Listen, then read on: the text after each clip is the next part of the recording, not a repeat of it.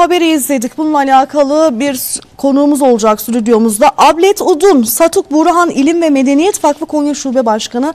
Kendisiyle Doğu Türkistan'daki bu zulmü değerlendireceğiz. Beklenen yardımın hangi noktada olduğunu değerlendireceğiz. Öncelikle hoş geldiniz. Hoş bulduk. Doğu Türkistan'da Uygur Türklerin yaşadığı zulüm devam ediyor. Başka ülkelere gitmeye çalıştılar ama burada yine zulüm devam ediyor. Bu konuyla alakalı neler söylersiniz? Ne tür bilgiler verebilirsiniz bize?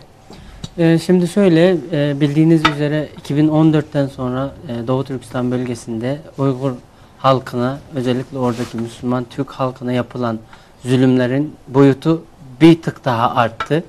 Hatta son günlerdeki işte 5 milyonun üzerinde telaffuz edilen insanımızın orada kamplarda tutuklu olması ve az önceki haberimizde de konu olan o 2015 oradan kurtulmayı başarıp da yurt dışına kaçmayı hedefleyen bir Türk oradaki kardeşlerimizin Tayland, işte Kamboçya, Vietnam'da yaşadığı dram az önce dile getirildi. Yani özet şu: Doğu Türkistan'daki 2014'ten sonra artan bu zulümler nedeniyle gerek Doğu Türkistan ya da yurt dışında ve hatta Çin'den kurtulup diğer ülkelere yolculuk yapmak isteyen kardeşlerimiz bile o Çin'in baskısından, zulmünden kurtulamadı. Oradaki zulüm ağı her geçen gün daha da yayılıyor. Sadece Çin'de değil, Çin'den gitmeye çalışan Uygur Türkleri kardeşlerimiz başka ülkelere gidiş rotasında bile engellerle karşılaşıyor, aynen zannedersem, değil mi? Peki bu noktada Uygur Türkleri her daim Türkiye'nin yardımını, Türklerin yardımını her daim bekler. Bugün bu noktada diplomatik veya halk açısından baktığımız zaman nasıl bir yardım beklentisinin içindeler? Ne bekliyorlar Türkiye'den veya biz Türk kardeşlerinden? Şimdi şöyle, olayla ilgili zaten Türkiye devletimizin, Dışişleri Bakanlığımızın bir müdahaleleri oldu. O söz konusu hapse atılan kardeşlerimizin ailelerinden bayanlar ve çocuklar olmak üzere 50'nin üzerinde kişi Türkiye devletimize getirildi. Şu an Türkiye'de sığınıyorlar.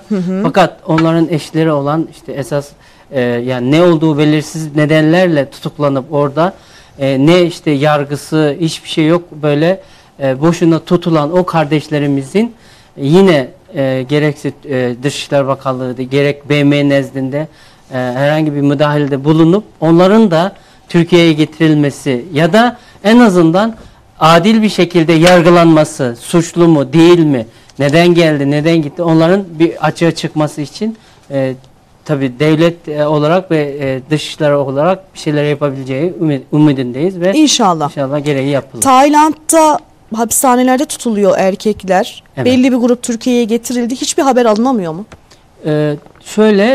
Şimdi onun içinde yasal yollarla tutuklanıp hapislere atılanlar var ise onlarla bir şekilde avukat ya da şey aracılığıyla görüşülebiliyor. Ama tabii bizim de ya da işte Doğu Türkistan sivil toplum kuruluşlarının da haberi olmadan tutuklanıp nereye götürüldüğü belli olmayan o kardeşlerimizin hala haberi yok. Mesela oradan yola çıkan 1000 kişi ise 300'ü şurada tutuklu, 300'ü bırak kaçtı denebiliyor ama yine kaç bin kişi ya da kaç yüz kişinin nerede olduğunu maalesef bilemiyoruz.